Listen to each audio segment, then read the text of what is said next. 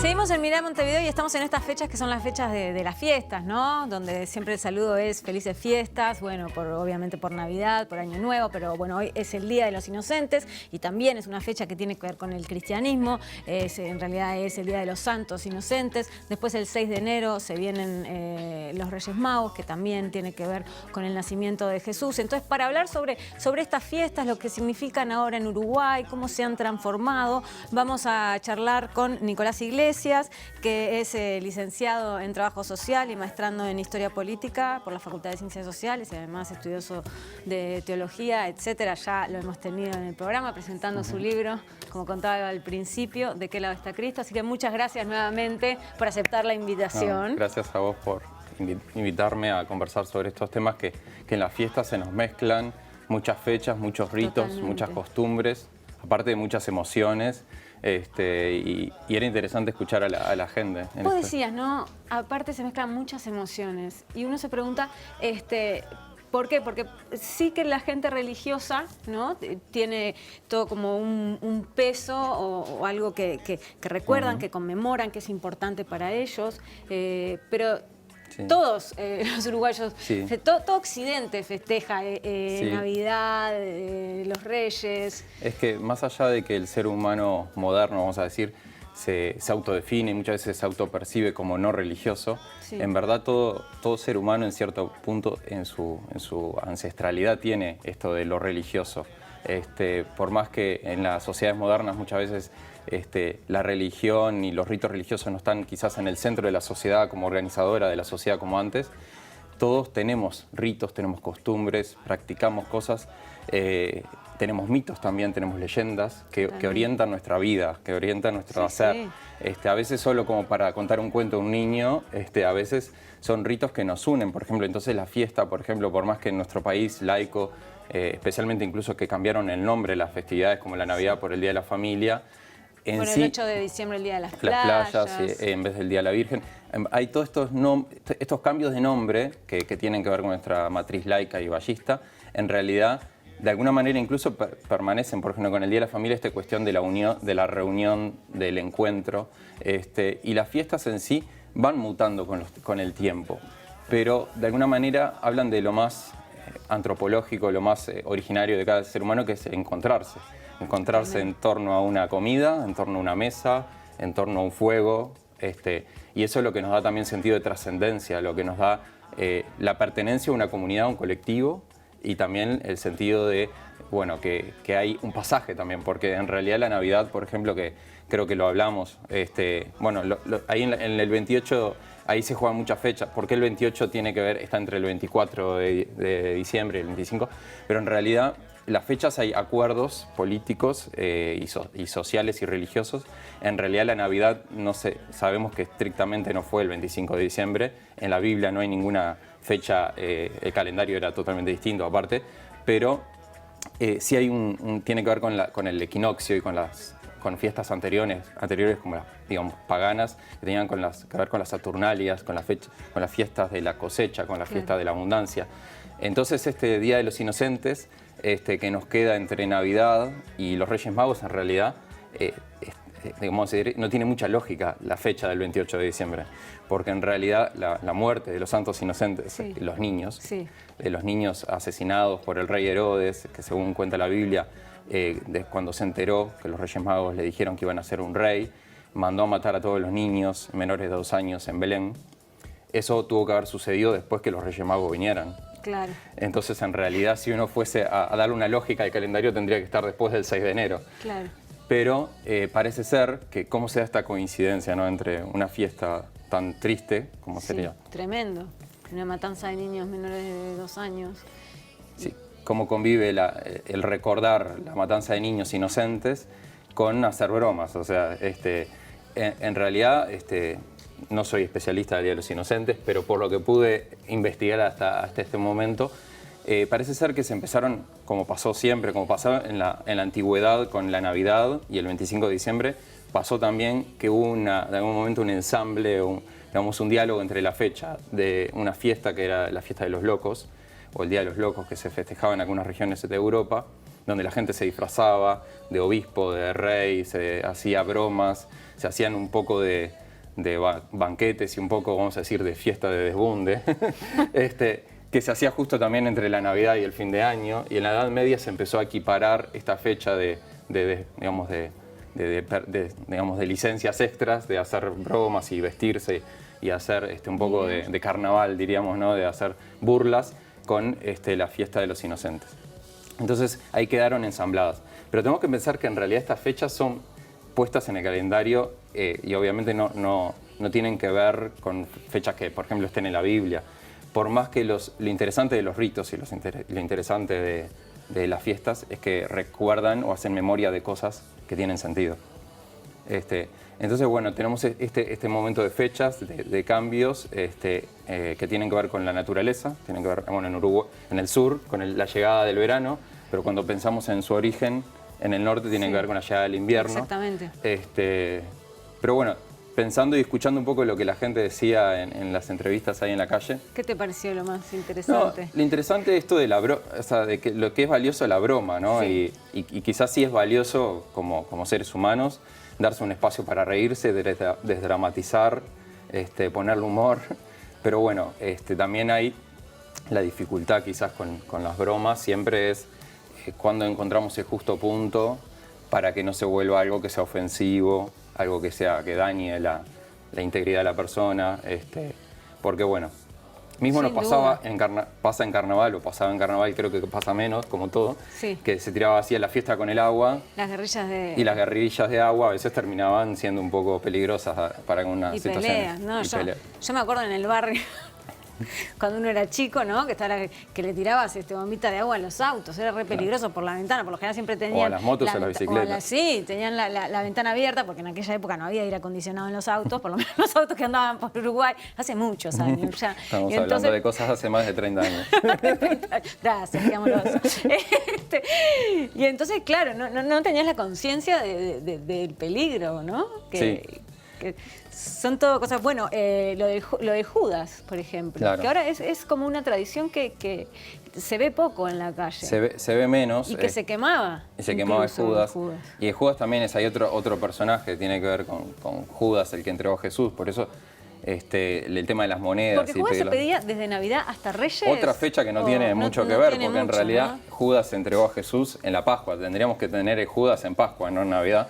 Yo pienso que ahí se mezclan las situaciones del comercio, porque en verdad la gente está más predispuesta a dar en Navidad, dar plata, ¿no? Y juntar monedas.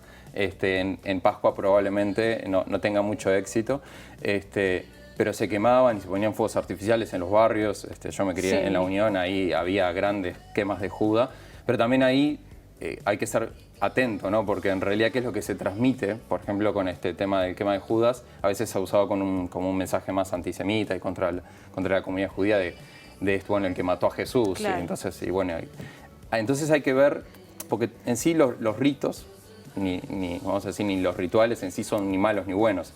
Tenemos que estar atentos a qué es lo que transmiten y qué es lo que transmitimos a los niños. Sin duda. Jugar con agua no está mal, el tema es cómo jugamos. Con cuidado, claro. Pedir plata para el Judas a priori no tendría nada malo tampoco, pero es interesante ver que toda sociedad tiene sus ritos. Y como decía la gente, los ritos en ese momento era, no sé, o por lo menos en mi experiencia, era armar el Judas. A veces lo que hacíamos era disfrazar a algún amigo o amiga de Judas, porque no teníamos ganas de hacer el muñeco. Y entonces de repente asustaba a la gente, cosas así. Pero en realidad no teníamos ni idea ni quién era Judas, ni qué había pasado, ni por qué se pedía plata. Nos parecía algo que era divertido de hacer simplemente.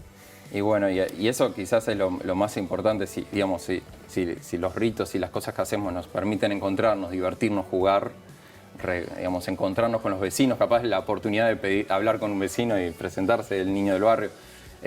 Pienso que esa es la dimensión que no deberíamos perder como sociedad de los rituales y los ritos y las cosas que hacemos tengan un sentido de encuentro y de socialización. Porque al fin de cuentas, en todas las sociedades, en todas las tradiciones religiosas y laicas hay estos rituales de algún tipo, porque cumplen una función de socialización. ¿Y vos decís que eso es lo que se mantiene ahora? ¿O qué cosas meramente religiosas se mantienen en estas fiestas, en la Navidad, en los Reyes? Bueno. Porque a veces, sobre todo los Reyes, se ha convertido en algo como bastante comercial. Sí, bueno, y creo que también cambió de nuestra época. Sí. Antes se festejaba más los Reyes y ahora un poco más Navidad. Sí. Esa es otra sensación que Puede tengo. ser, sí, Que antes los regalos, el pastito y el agua era fundamental dejárselo a los Reyes. En realidad al gordo rojo no le dejábamos nada. No, a priori. es cierto. ¡Pobre Papá Noel! Pobre Papá Noel queda más secundario. Pero para mí era fascinante, por ejemplo, yo siempre pasábamos afuera y dejar el tacho con pasto y con el agua, y con mi hermana tratar de no dormirnos para esperar el amanecer y a ver si veíamos efectivamente a los camellos. Alguna huella, algún rastro. Algo, ¿viste? Y después veíamos y se habían comido todo, no habían dejado nada. Después de más grandes los Reyes a veces pedían cerveza y alguna otra cosa. Pero a ver, yendo hacia la parte religiosa, yo creo que, digamos, que el mensaje de la Navidad claramente ha sido muy tomado, como muchos otros mensajes religiosos o de transformación social, porque al fin de cuentas el niño Jesús, el que la Biblia cuenta, llegó a un pesebre, llegó pobre, llegó humilde, de unos padres que después tuvieron que huir hacia Egipto, o sea que eran migrantes, eran perseguidos políticos por un imperio. O sea, es un mensaje bastante de transformación, bastante que desafía el poder de turno. De ahí y bueno, los regalos vienen por los regalos que los reyes traen al niño, la mirra, el oro para adorarle. Claro. Pero claro, el mercado, el sistema toma muchas veces rituales y costumbres para poderlas transformar en productos de mercado. Ahí es así que en los shoppings o en los nuevos templos sí. se vende mucho en nombre de la Navidad o en nombre de las fiestas, y que eso tiene poco que ver, obviamente, con el mensaje originario de la Navidad. Pero bueno, eso todo depende como cada familia, cada contexto lo tome y qué, o sea, oportunidad de qué, creo que sería la pregunta que cualquier ciudadano, sea creyente o no, puede hacerse. Si esta fiesta nos da la oportunidad de hacer qué, juntos, en familia, sea armar el pesebre para los que sean cristianos, o sea hacer juntos galletitas, cocinar juntos, tomarse el tiempo para estar en familia, los que no lo vivan desde el punto de vista religioso. Yo creo que en sí, este tiempo de fiestas, si nos invita hacia eso, nos puede ser algo que nos hace bien, digamos, como seres humanos. Recién, bueno, hablabas del pesebre, ¿no? Que también un poco se ha dejado de hacer. Y el arbolito de Navidad, ¿de dónde viene? El arbolito de Navidad. También es una mezcla de tradiciones, como había dicho antes. La Navidad en sí fue la fecha del 25 de noviembre, que cae cerca del solsticio, de la llegada del invierno en el norte. Y ahí había tradiciones previas al cristianismo en Europa, obviamente, que tenían a los árboles de hojas perennes como símbolos de la vida. ¿La fiesta que decía Saturnianas? Las Saturnalias. Saturnianas. Saturnalias. No, pero tiene que ver con el dios Saturno. No, me imagino. Pero bueno, ahí hay muchas fiestas que se mezclan, que eran previas al cristianismo, y el árbol de Navidad parece ser que en el siglo XVI, XVII ya en Alemania se empieza a tomar como símbolo del cristianismo, o sea, como símbolo en el cristianismo que venía de antes, y se le ponen las lucecitas, que primero fueron velas, obviamente, claro. Para símbolo de la luz, que también se vincula con la Navidad. Y la comida, lo que solemos comer, en realidad ahora ha variado mucho. Justo el otro día estábamos entrevistando a Gustavo Laborde y hablaba un poco de que ahora en realidad en la Navidad se come el asado y eso. Pero hubo otras tradiciones que tienen que ver con la comida. ¿Eso también tiene que ver con lo religioso? No, en el sentido estrictamente en el cristianismo no hay ninguna prescripción ni hay ninguna, no se favorece ninguna comida en especial en Navidad. Yo creo que eso tiene que ver, más bien las dietas que tenemos acá en el sur están muy cargadas de calorías porque vienen más bien de sectores fríos, pero en sí no hay ninguna comida de Navidad especial en el cristianismo. Hay pequeñas diferencias entre algunos en las tradiciones de las iglesias de Oriente celebran más el 6 de enero, que acá justo también tiene que ver con Baltasar, con uno de los Reyes Magos, que se le adjudica, según la tradición, que era negro. Sí. Pero en realidad no hay comida de ninguna específica en el cristianismo en relación a esta fiesta. Sí, y en las iglesias de Oriente decía que se le da más importancia a los reyes. A los reyes, al 6 de enero, sí. Porque no tomaron la opción de Roma, vamos a decir, de la iglesia romana en relación al 25 de diciembre. Muy bien. Bueno, Nicolás, vamos a aprovechar que te tenemos por aquí, porque hace unos días falleció ayer. La semana pasada. No, esta semana. El lunes pasado, ahí va. Falleció Desmond Tutu, un arzobispo que fue premio Nobel de la Paz y que luchó bastante contra el apartheid. Queremos aprovechar, sabemos que vos estuviste en Sudáfrica y que estuviste cerca. Contanos un poco sobre su personalidad, sobre la importancia que tuvo él. Desmond Tutu fue arzobispo de la Iglesia Anglicana en Sudáfrica. Sudáfrica, país mayoritariamente protestante, que recibió distintas invasiones y colonizaciones, que durante buena parte del siglo XX tuvo un régimen que era el apartheid, que era un régimen de desigualdad y de gobierno de una pequeña minoría blanca sobre la mayoría de la población negra, con leyes obviamente muy racistas, con un sistema de mucha desigualdad, con una reproducción del sistema colonial que duró hasta finales, hasta los años 90 cuando cae el apartheid. Y Desmond Tutu, muy amigo y creado en el mismo barrio de Soweto en Sudáfrica, amigo de Mandela, vamos a decir, fue junto con Mandela los principales referentes y símbolos de la lucha contra el apartheid.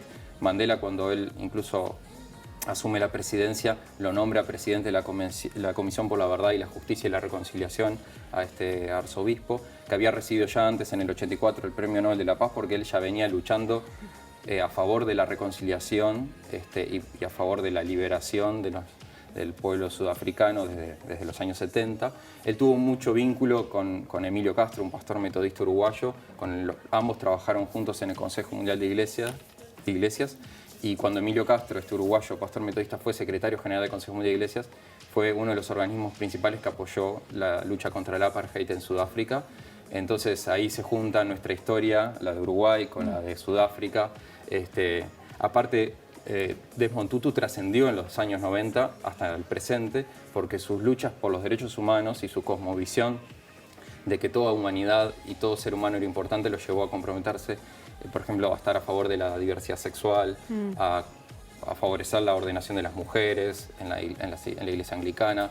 Estuvo, por ejemplo, bueno, acá hablamos de Israel y de Palestina, fue muy crítico a la ocupación israelí de territorios palestinos.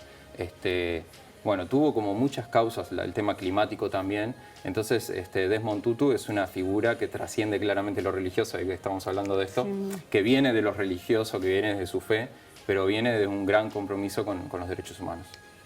Muy bien, Nicolás, muchísimas gracias. Siempre es un placer hablar contigo. Ya te volveremos a llamar. Ya nos encontraremos de vuelta. Sin duda, gracias de verdad. Bueno, que se venga un gran año para vos. Muchas gracias, igualmente.